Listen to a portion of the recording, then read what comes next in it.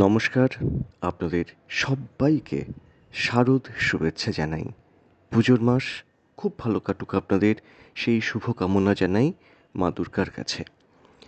এইবার চলে আসবো মাসিক রাশিফলে অক্টোবর 2024 কেমন যেতে পারে সেই নিয়ে থাকবে আলোচনা। আমি রাজীব চক্রবর্তী, আপনারা দেখছেন আপনাদের চ্যানেল অ্যাস্ট্রো রাজীব। যারা আজকে প্রথম দেখছেন তাদের বলবো চ্যানেলটি সাবস্ক্রাইব করে নিতে, কারণ প্রত্যেক মুহূর্তের আপডেট পেতে চ্যানেলটি কিন্তু সাবস্ক্রাইব করে নেওয়া প্রয়োজন। আর একটা কথা বলে দিই, পুজোর মাসেও অনলাইন প্রেডিকশনের যে চেম্বার সেটি কিন্তু খোলা থাকছে। আপনারা চাইলে ফোন নাম্বার বা হোয়াটসঅ্যাপ নাম্বারে যোগাযোগ করতে পারেন। চলে আসি মূল আলোচনায়। ধনু রাশি বৃহস্পতি প্রভাবিত একটি রাশি। এটি অগ্নিতত্ত্বের একটি ঘর। এই মুহূর্তে দেবগুরু বৃহস্পতি অবস্থান করছেন বৃষ রাশিতে বক্রী হয়ে আপনাদের সাপেক্ষে ষষ্ঠ ঘরে। পিতা মাতা বা সন্তানকে নিয়ে উদ্বেগ নেই। যাদের ব্যক্তিগত জন্মছকে পিতা বা মাতার স্থানটা একটু দুস্থানগত হয়ে রয়েছে বা দশা অন্তর্দশাটা ঠিকঠাক চলছে না, তাদের ক্ষেত্র বাদ দিয়ে মোটামুটি যেটা বলবো সেটা কিন্তু পিতা মাতাকে নিয়ে এই মাসে তেমনভাবে উদ্বেগ নেই সন্তানদের নিয়েও। তাদের জেদ বা তেজ এগুলো একটু হয়তো বাড়তে পারে, কিন্তু সেটা সব কিছুই নিয়ন্ত্রণের মধ্যে থাকবে। যারা গর্ভবতী মায়েরা আছেন তাদেরও চিন্তার কোনো কারণ নেই। কিন্তু আপনি ধনু রাশির মানুষ অথবা ধনু লগ্নের মানুষ, ষষ্ঠপতি ষষ্ঠ স্থানে দেবগুরু বৃহস্পতি মানে রাশি তথা লগ্নাধিপতির অবস্থান বক্রীভাবে। শরীর স্বাস্থ্যের দিকে নজর রাখুন। বড় ধরনের চোট আঘাত দুর্ঘটনার সম্ভাবনা কার্যত নেই, কিন্তু সামান্য কিছু হলেও সেটাকে উপেক্ষা করবেন না। উপেক্ষা করলে কিন্তু সেটা বড় আকার ধারণ করতে পারে। এই ধরুন কিছু একটা হয়েছে, মনে করলেন এটা সিজন চেঞ্জের জন্যে হচ্ছে, ও এমনি সেরে যাবে, এই ব্যাপারটা কিন্তু একদম নয়। সামান্য কিছু হলেও সেটাকে কিন্তু উপেক্ষা না করে ডাক্তারের পরামর্শ নিন। এবার চলে আসি অর্থক্ষেত্রের কথায়। দেখুন, একাদশপতি, একাদশ থেকে আমরা কি দেখি?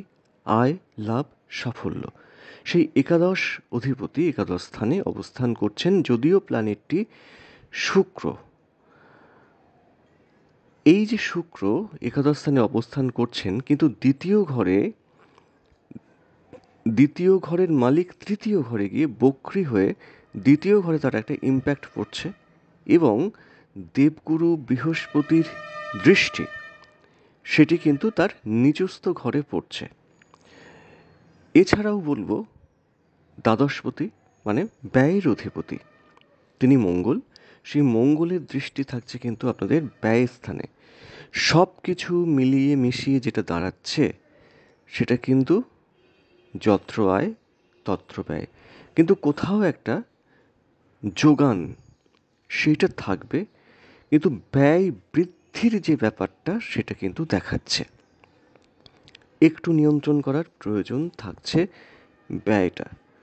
অকারণ ব্যয়, অনাবশ্যক ব্যয়, চিকিৎসা খাতে ব্যয়, এটা কিন্তু দেখাচ্ছে। এইবার চলে আসি টাকা আসে কোথা থেকে। চাকরি, ব্যবসা, সেলফ প্রফেশন। দেখুন, সেলফ প্রফেশন বিশেষত ক্রিয়েটিভ লাইনে যারা যুক্ত, এ মাস কিন্তু এক্সেলেন্ট যাবে। ক্রিয়েটিভ লাইন, যারা ব্রেন দিয়ে কাজ করেন, যেমন ধরুন যারা আর্টিস্ট আছেন, অভিনেতা, গায়ক, গায়িকা, যারা লেখালেখি করছেন, এইগুলো মোটামুটি ভালো যাবে। যারা জ্যোতিষ, ডাক্তারবাবু, উকিল, এদের ক্ষেত্রটা কিন্তু ভালো যাবে। মোটামুটিভাবে ব্যবসা ক্ষেত্র কিন্তু খুব একটা ভালো দেখাচ্ছে না, কারণ সপ্তমপতি তিনি দশমে কর্মস্থানে এলেও, ব্যবসার অধিপতি কর্মস্থানে এলেও, উচ্চস্থ হলেও, ভাগ্যপতির সংযোগ থাকলেও, কেতু যুক্ত হয়ে যাওয়া, ব্যবসার ক্ষেত্রটা কিন্তু ঠিকঠাক নেই। যে গ্রোথ আপনি আশা করছিলেন সেই গ্রোথ কিন্তু হওয়ার সম্ভাবনা নেই। এই সময় তো অনেকেই চাইবেন যে এই মাসে একটু প্রফিট করতে, কিন্তু আমি বলবো আপনি নিজে ব্যবসার দিকে নজর রাখুন। এক, দুই, কোনো রকম পার্টনারশিপ ব্যবসা, এবার ধরুন আপনার পার্টনার বাবা মা বা স্ত্রী, তাদের ক্ষেত্র বাদ দিন, অন্য যদি কোনো পার্টনার থাকে তাদের দিকে একটু নজর রাখার প্রয়োজন আছে। বিশেষ করে গুপ্ত শত্রুতা, তলা দিয়ে সিঁধ কাটা, এই ব্যাপারটা থেকে কিন্তু সতর্ক থাকার প্রয়োজন থাকছে বন্ধুরা। এবার বলি চাকরির ক্ষেত্র। দেখুন, চাকরির ক্ষেত্র তো আপনাদের একটা ক্রনিক মাথা ব্যথার কারণ হয়ে গিয়েছিল। বিশেষ করে শত্রুতা, আপনাদের পেছনে লাগা, কলিগদের থেকে একটা অশান্তি। কিন্তু এই মাসে যেটা হবে, যতই আপনাদের তারা পেছনে লাগার চেষ্টা করুক, সাকসেস পাবে না। কারণ দেখবেন যারা আপনাদের পেছনে লাগছে তাদের পেছনেই ভগবান কলকাঠি নেড়ে দিয়েছেন। তারা নিজেদের সেই যে অবস্থা সেটা সামাল দেবে, না আপনার পেছনে লাগবে। তো মোটামুটি কর্মক্ষেত্রে শত্রুতা তেমনভাবে কিন্তু মাথা চারা দিতে পারছে না, বা শত্রুরা সফলতা পাচ্ছে না। এই দিকটা কিন্তু ডেফিনেটলি আপনাদের ভালো দেখাচ্ছে। এইবার চলে আসবো সম্পর্ক ক্ষেত্রে। সম্পর্ক ক্ষেত্রে যারা বিবাহিত মায়েরা রয়েছেন বা বোনেরা রয়েছেন বা দিদিরা রয়েছেন, দেখুন শ্বশুর বাড়ির থেকে মুখোমুখি ঝগড়া, লাঠালাঠি, এটা কিন্তু হচ্ছে না। যেটা হবে সেই ওই কলকাঠি নাড়া, পেছন থেকে কোথাও একটা শত্রুতা, কোথাও থেকে একটা বিশেষ করে গুপ্ত শত্রুতা, এটা কিন্তু আপনারা অনুভব করতে পারবেন। এটা থেকে একটু সতর্ক থাকার প্রয়োজন আছে। যে কোনো রিলেটিভ, ভাই বলুন, বোন বলুন, যে কোনো রিলেটিভ থেকে কিন্তু একটু সতর্কতার প্রয়োজন আছে। কথা বাড়াবেন না। মোট কথা, এই মাসে না অতিরিক্ত কথা বলার বিশেষ দরকার নেই, এটা আপনারা নিশ্চিতভাবে থাকুন। এই গুপ্ত শত্রুতা সেটা কিন্তু কমবে মাসের মধ্যভাগের পর, এবং যারা ব্যবসা করেন সেই ব্যবসার ক্ষেত্রটাও কিন্তু ভালো হবে। আমি যে বললাম ব্যবসাটা খুব ভালো যাবে না, সেই ক্ষেত্রটা ভালো হবে, সেটা কিন্তু মোটামুটি ধরে নিন মধ্যভাগের পর, অক্টোবরের মধ্যভাগের পর ব্যবসাটা একটু একটু করে উঠবে। প্রেম ক্ষেত্র মোটামুটি ভালো, প্রেমে কিন্তু ভালোই দেখাচ্ছে। এই মাসে নতুন প্রেম আসতে পারে।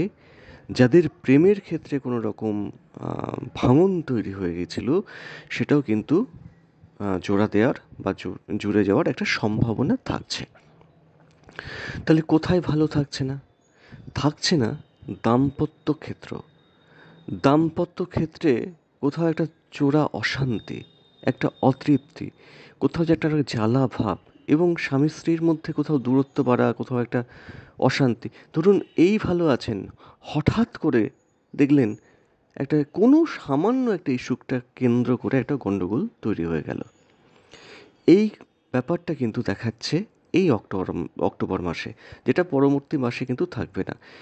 এই যে গণ্ডগোলের জায়গা থেকে কেউ এই মুহূর্তে কোনো ভাঙন বা ডিভোর্সের সিদ্ধান্ত কিন্তু নেবেন না। সেটা আবার হিতে বিপরীত হয়ে যাওয়ার সম্ভাবনা থাকবে। এই মাসে বিয়ের যোগাযোগ হতে পারে। প্রেমজ বিয়ে, মানে প্রেম করছেন, সেখান থেকে বিয়ের সিদ্ধান্ত নিতে হতে পারে। কিন্তু এই মাসে যে বিয়ে হয়ে যাবে, না, এই মাসে বিয়ে হয়ে যাওয়ার মতো অবকাশটা কিন্তু থাকছে না। বিয়ের যোগাযোগটুকু হতে পারে। এই দিকটা আপনারা একটু দেখে নেবেন। চলে আসি আইন আদালত কোর্ট কাছারি। আইন আদালত কোর্ট কাছারি মোটামুটিভাবে বলবো আপনাদের অনুকূল ফল দেবে। যারা বাড়ি ভাড়া নিয়ে থাকেন বা ভাড়াটে, তাদের ক্ষেত্রেও কিন্তু সময় শুভ আশা করা যাচ্ছে, কোনো অশান্তির যোগ নেই। এইবার যেটা বলবো, অতি অবশ্যই যেটা বলতে হবে সেটা হচ্ছে লেখাপড়া। দেখুন, 4th হাউসে রাহুর অবস্থান, আবার সরাসরি সেই রাহু দৃষ্টি থাকছে দশম ক্ষেত্রে, এবং আপনাদের ভাগ্যপতি নবম, তিনিও কেতুযুক্ত হয়ে যাচ্ছেন। পঞ্চম ক্ষেত্রে যদিও দেবগুরু বৃহস্পতির একটা আশীর্বাদ থাকছে, তার একটা ইম্প্যাক্ট থাকছে, সব কিন্তু সব কিছু মিলিয়ে মিশিয়ে যেটা দেখা যাচ্ছে না, উচ্চশিক্ষা আমি বলবো যেটা গবেষণা বা এই ধরনের ক্ষেত্র, একটু ডিলে হলেও ধাপে ধাপে উন্নতি থাকবে। উচ্চশিক্ষার ক্ষেত্রে কোথাও একটা বাধা, কোথাও একটা মানে মেন্টর বা শিক্ষকদের পূর্ণ সহযোগিতা না পাওয়া, সেটা থাকছে। নিম্নবিদ্যার ক্ষেত্রে কিন্তু ঘেটে আছে, কারণ মন মানসিকতাই তো ঠিক নেই। মন তো চঞ্চল, পড়তে বসছেন মন অন্যদিকে চলে যাচ্ছে, তো পড়াশুনোটা ঠিকঠাক হবে কি করে বলুন তো? তো এই হচ্ছে পড়াশুনোর ক্ষেত্র। যারা বিদেশে পড়তে যেতে চাইছেন, অবস্থা ভালো, কিন্তু বিদেশে আছেন, ক্ষেত্রটা কিন্তু শুভ দেখাচ্ছে না অক্টোবর মাসে। সবচেয়ে বড় কথা একটা জিনিস জানবেন, ধনুর যে রাশি অধিপতি বা লগ্নাধিপতি, তিনি কিন্তু বক্রতা প্রাপ্ত হচ্ছেন। ফলত মানসিক দিক থেকে বা শারীরিক দিক থেকে খুব সুস্থতার অবকাশ নেই। তবে কোন কোন দিকে ভালো আছে? ভালো আছে শত্রু দমন, বিশেষত চাকরি ক্ষেত্রে শত্রু দমন। বাবা মায়ের শরীর স্বাস্থ্য ভালো থাকছে, নিজের শরীরের দিকে নজর দিন। সন্তান মোটামুটি ঠিকই থাকছে, অসুবিধা হওয়ার কারণ নেই। খরচাটাকে কিন্তু একটু বাগে রাখার চেষ্টা করতে হবে, কারণ এক্সেসিভ ব্যয় কিন্তু মাথা ব্যথার কারণ হয়ে যেতে পারে। তো এই ছিল ধনু রাশি এবং ধনু লগ্নের মাসিক রাশিফল। কেমন লাগলো জানাবেন। আজ এ পর্যন্তই। নমস্কার।